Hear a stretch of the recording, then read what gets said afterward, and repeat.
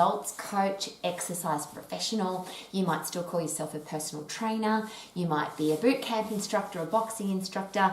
You love to excite and inspire people to exercise.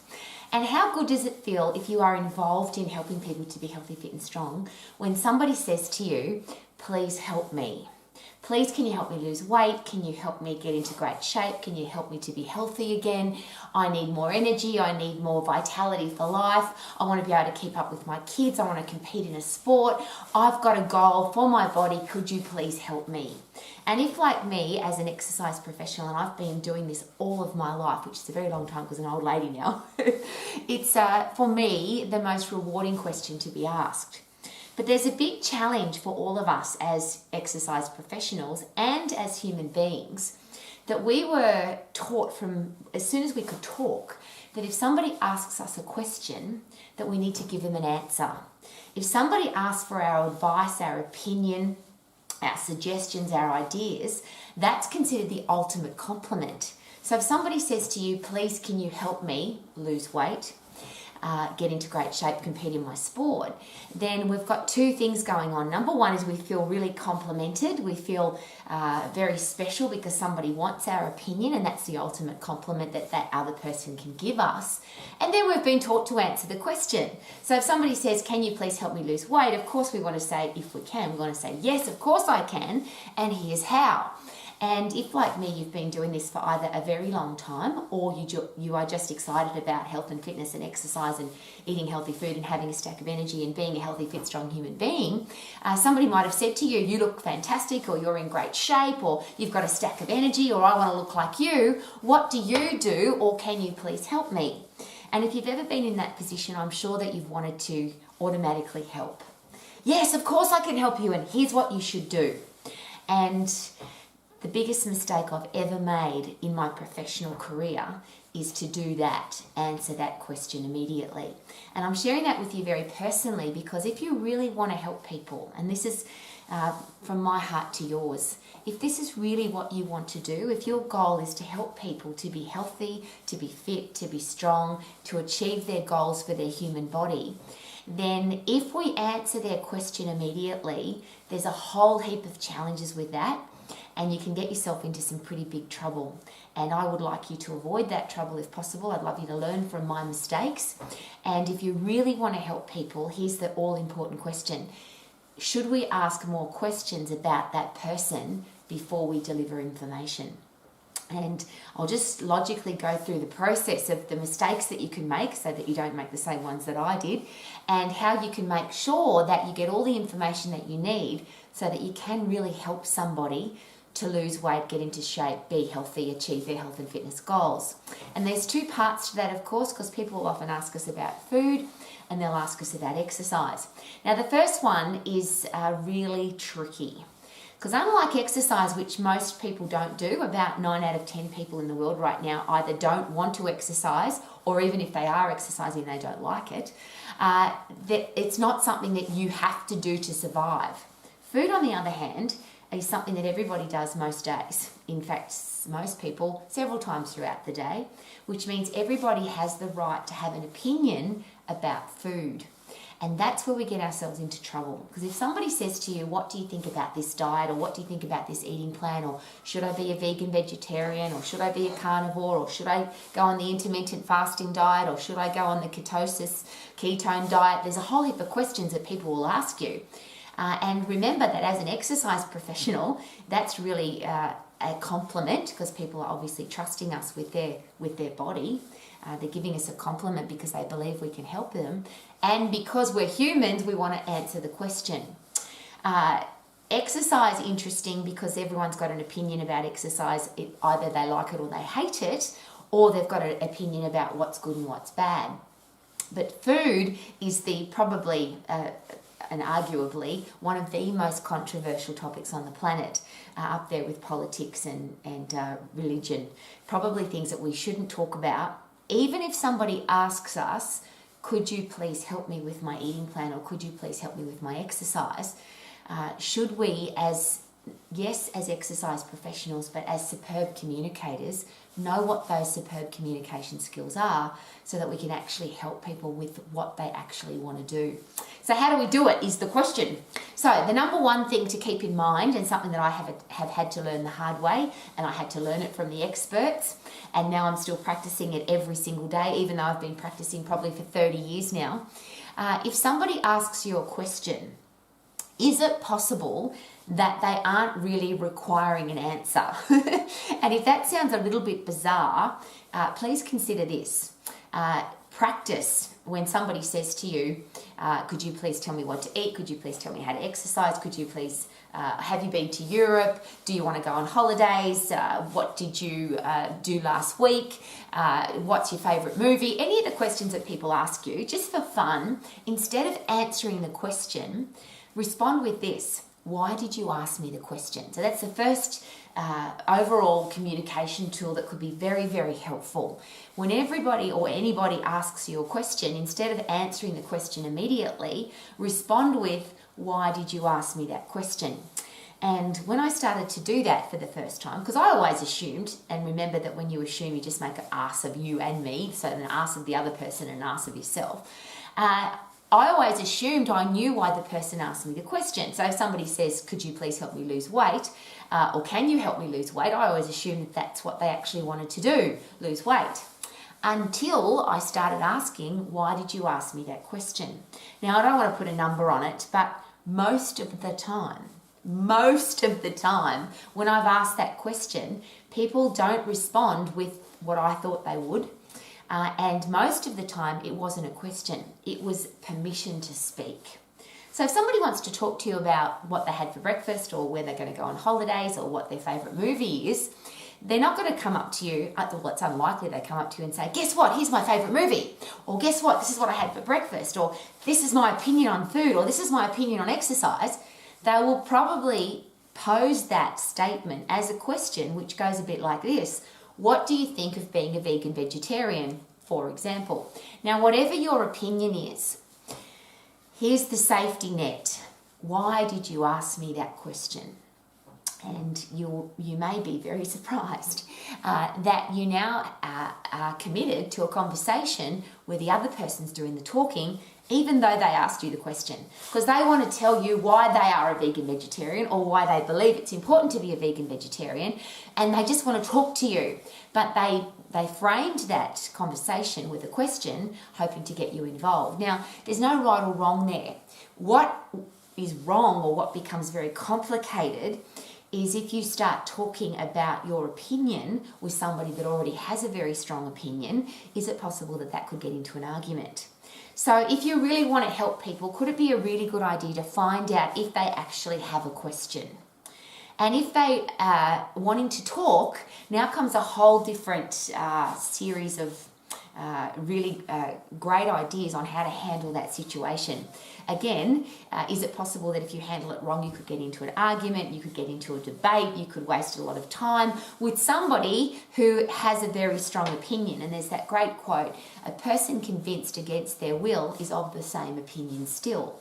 So even if you think that you can change their mind because you don't think it's right to be a vegan vegetarian, or to be a carnivore, or to be on an intermittent fasting diet, or to be on a ketone diet, or you should be on a ketone diet, whatever your opinion is, would it be a good idea to find out what their opinion is, how strong their opinion or conviction is, and whether or not this is going to be a good investment of your time, this conversation, because the person's actually got a question, or they're not really asking you a question, they just want to give you information, and you could be standing there for a really long time having to listen. Or you might just get annoyed and walk away, which doesn't do much for the relationship. So the first tool in the toolbox is, every time somebody asks you a question, perhaps get into the habit of, or could it be a good protection for your time and for your energy, to say, why did you ask me the question? And then if the person's got a big long opinion about why they believe a certain thing, or why they're going to do a certain thing, or what their conviction is about that certain thing, here's the next strategy. And I always like to make things really easy to remember. And if they're easy to remember, you're more likely to do them. And if you do them, you're less likely to get in trouble. How does that sound? So number one is, why did you ask me the question? If the person didn't really have a question, they just want to deliver information. and you're getting into a headspace pretty quickly that you either have the opposite opposing view to this person, or this person's going to be delivering information to you that you either don't want to hear, or you don't agree with it. So what do you do now? So there's W-I-F-A, WIFA, W-I-F-A, easy to remember, WIFA, W-I-F-A. I'll say it again, W-I-F-A, WIFA. And I'm sharing that with you because this is a strategy for finding out exactly where this conversation is going to go. So it's 4 simple questions. So the first question, of course, was, why did you ask me the question? If the person starts delivering information, the next thing is WIFA, 4 questions. Number 1, why do you believe that? So if somebody starts talking to you about whatever topic it is, whether it's religion or politics or eating plans or exercise plans or parenting or financial planning, doesn't matter, whatever the conversation is, why is that important to you? WIFA, the W for WIFA is, why is that important to you? So if somebody's talking to you and they're delivering information and you're not agreeing with it, instead of disagreeing, instead of getting into an argument, why not just simply ask the question, why do you believe that, or why is that important to you? And notice what happened to my tone of voice now. And it's a lean forward, maintain eye contact, open body language, and actively listen. So you can't say it like this, oh, why do you believe that? Or why is that important to you? It has to be a respectful question. Why do you believe that, or why is that important to you? And either of those would work. Could you then find out, or would it be more likely that you'll find out whether or not this is something that this person has just a general opinion about, or they're actually convicted about it? And I'll ask the question again.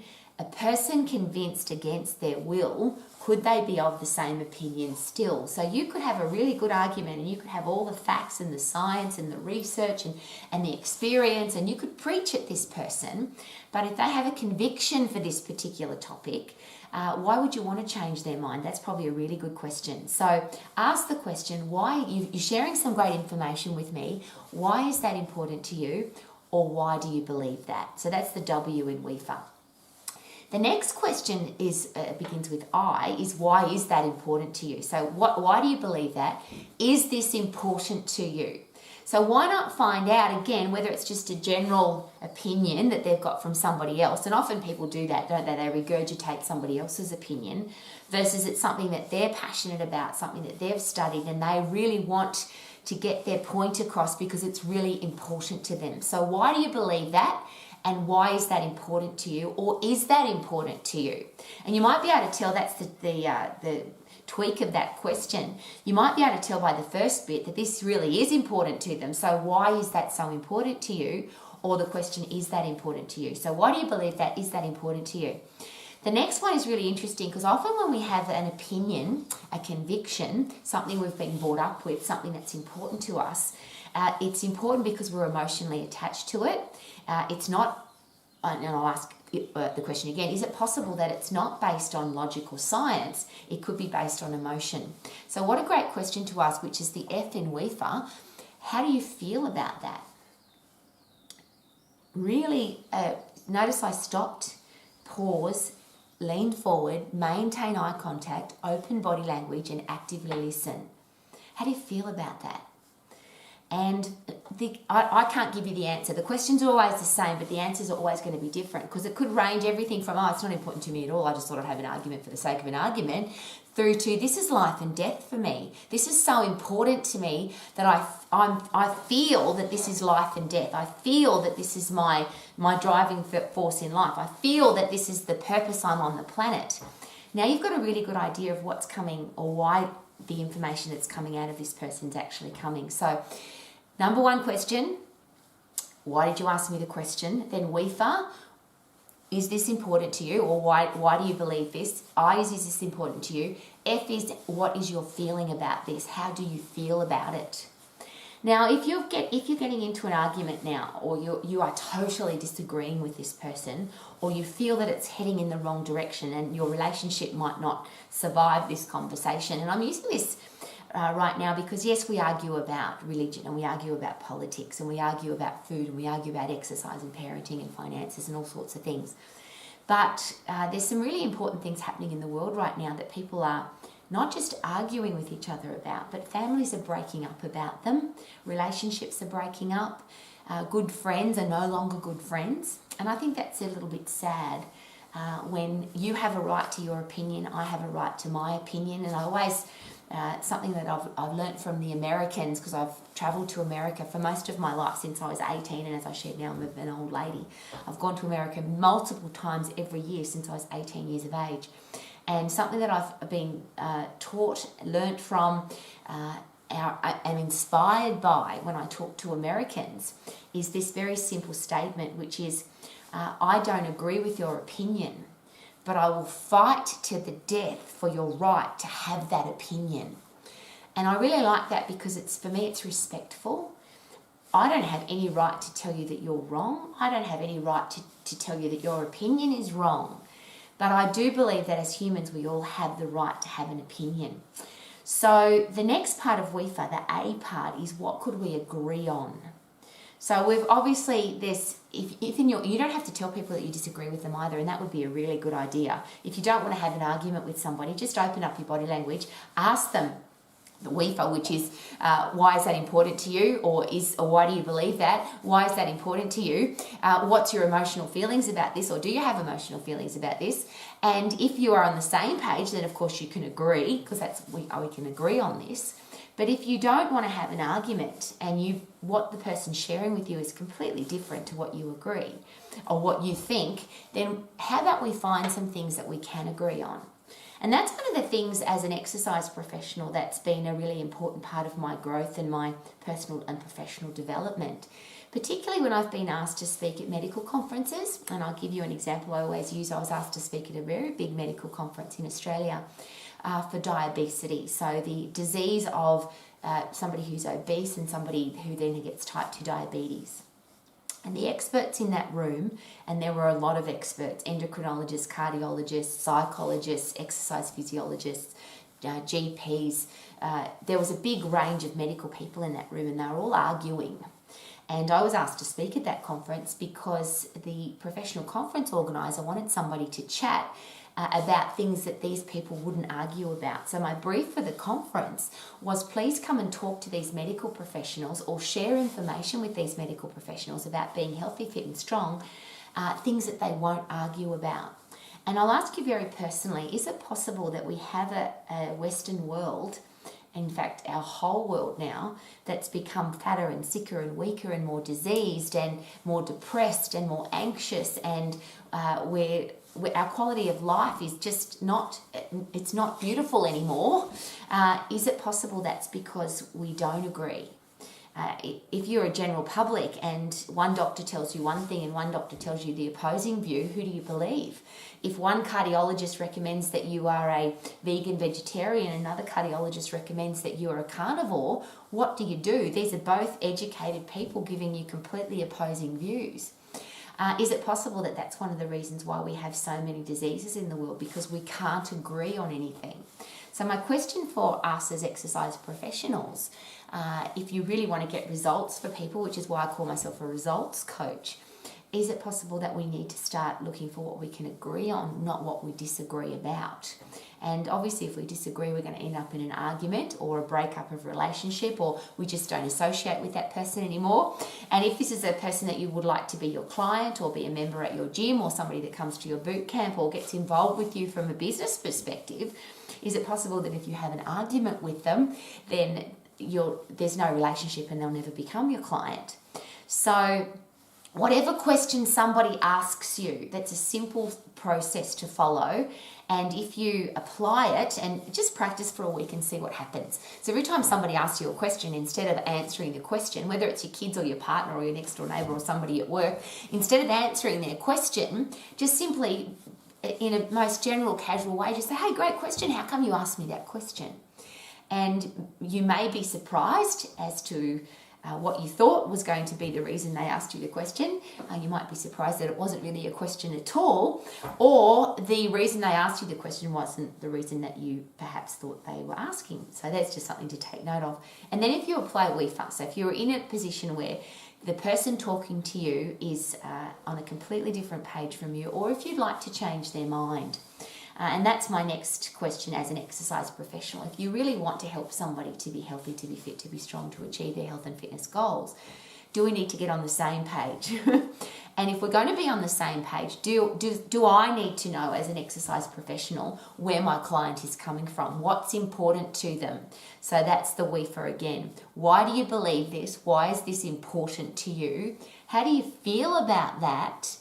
And if you don't agree with what they're talking about or what their opinion or conviction is, then the question is there something that we can agree on? Now, you don't need to ask them that question, but you need to be clicking over really quickly in your headspace. Or would it be a good idea to click over in your headspace? We are so far apart on this. What are some of the things that we can bring together to agree on so that we can get this conversation happening? So if you really want to help people, my personal question is this. If you don't know enough about them, is it possible that you could offend them, you could hurt their feelings, you could make them angry, you could annoy them, you could frustrate them, and they'll never become your client or you'll never be able to help them? I always ask myself that question. If I don't build a relationship with this person, how can I possibly help them? And if I've got an argument happening or a disagreement, then how can I have a great relationship? And for all of our relationships, why would you want to argue? Why would you want to have disagreements? I'm all for debate and I'm all for brainstorming and I'm all for coming up with great ideas. But if you really want to get great ideas, could it be a really good idea to find out everybody that's in that conversation, ask the questions, WEFA. Why do you believe that? Why is that important to you? How do you feel about that? And then what can we come together to agree on? Because otherwise, if we're disagreeing, then we're going to be in an argument rather than a brainstorm. So just some things to consider. Then if you really want to help people to lose weight, get into great shape, be healthy, fit and strong, do we need to find out more about them than just, I want to lose weight or I want to get into great shape? So there's that beautiful set of questions that you'll always hear from me, and I practice them every day with everybody I come in contact with. I'm sure that you do too. But I'm going to ask them again in this order so that it's something to consider. If I want to help somebody, do I need to know what exactly they want to do? How can I help them if I don't know what their goals are? And if I can help them achieve their short-term goal, wouldn't I want to help them with their next goal and their next goal? So the question is, what do you want to achieve now? What's important to you? Then what do you want to achieve next, which is really exciting? And then what do you want to achieve long-term? So the what question has 3 parts to it. What do you want now, immediately, specifically? After we've done that for you, because we can achieve that, what will we do next? And then what do you want to do long-term? How can you help somebody if you don't know what they want? Then the psychologists and the psychiatrists and the brain neuroscientists and the behavioural scientists will all share with us that if we really want to help people, we have to know not just what they want to do, but why they want to do it. Because the why is the driving force. So what do you want to do? What do you want to do next? What do you want to do in the future?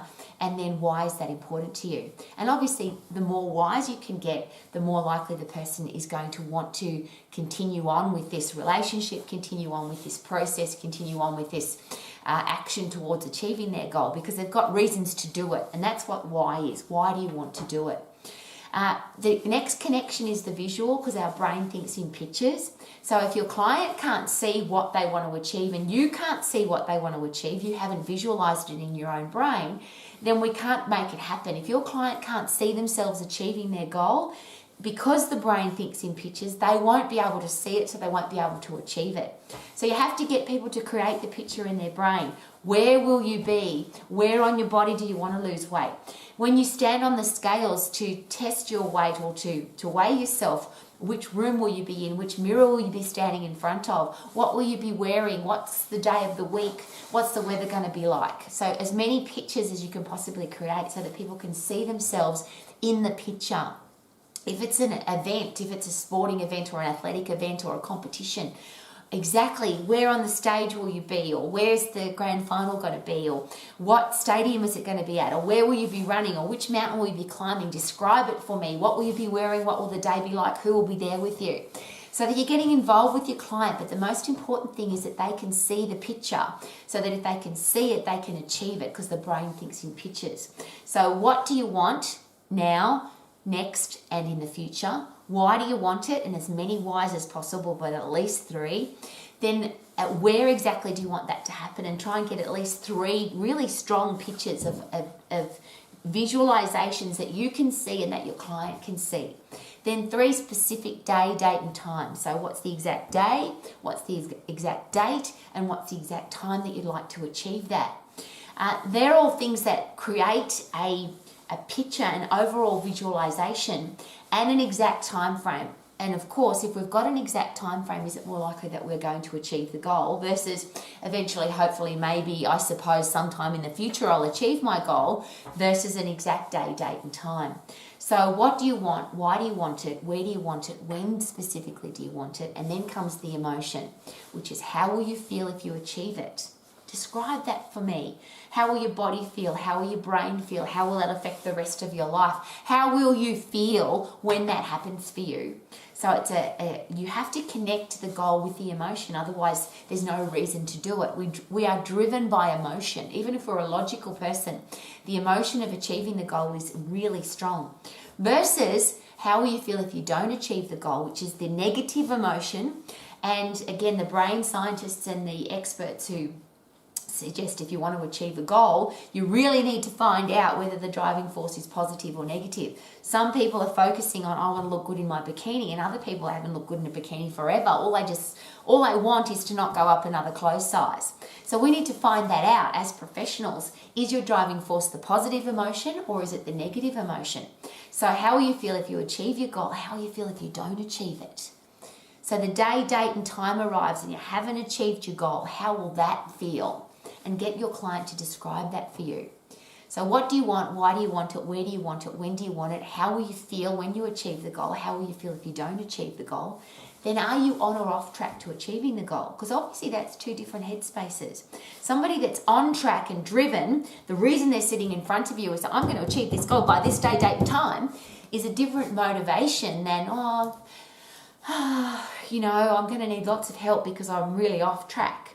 And you perhaps should know that as an exercise professional so that you can help people every time you exercise with them, every time you train with them, every time you have a conversation with them. You can focus on the things that are their driving force versus what isn't their driving force. So some people are driven by the passion and the excitement of winning, and other people are driven by the pain and the regret of losing. And should we find that out? Should we find out if they're driven to achieve it or how much help they're going to need? So then the beautiful, respectful question is, if you were giving yourself advice, and I always ask, if you were your own high-performance eating and exercise coach, what advice would you give yourself? And this is another great way to find out, where does this person sit? Are they vegan, vegetarian, or a carnivore, or somewhere in between? Do they eat 3 times a day, or once every 2 days? What is their opinion? What is their convictions about food and exercise, so that you don't offend them, you don't hurt them, you don't make them angry, you don't frustrate them? So could it be a really important question to ask, which is, if you are your own high-performance eating and exercise coach, what advice would you give yourself? And then, what do you want from me? The last beautiful question is, as your results coach, as your personal exercise coach, as your exercise professional, what do you need from me to make sure that we achieve your goal by this day, date, and time? And the specific goal, what do you and I need to do together to make sure that at 3 o'clock in the afternoon on the 4th of February, you run across the finish line? What do we need to do together to make sure that that happens? And I've been very specific with all of those questions for a reason, because if somebody says to me, Rowie, can you please help me lose weight? Or Rowie, how do I lose weight? Rowie, can you get me into great shape? Rowie, can you help me put on muscle size? Rowie, can you help me get healthy again?